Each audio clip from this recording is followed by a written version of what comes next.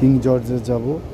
গ্র্যান্ডভিলের expo line দিয়ে নামছি। বিশাল বড় এক সুড়ঙ্গ, উপরেও সেই রকম বিশাল বড়, উপর থেকে নিচে বিশাল বড় এক সুড়ঙ্গের মতো রাস্তা দিয়ে যাচ্ছি।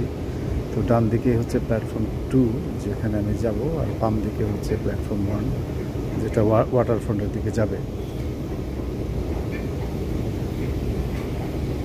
তো আপনারা দেখছেন ভ্যানকুভারের সাবওয়ে লাইনগুলি কেমন হয়। আসলে সারা বিশ্বের সাবওয়েগুলি একই রকম। ইউরোপে, আমেরিকা, এখানে কানাডা, শুধুমাত্র বাংলাদেশের সাবওয়েতে আমার এখনও চড়া হয়নি।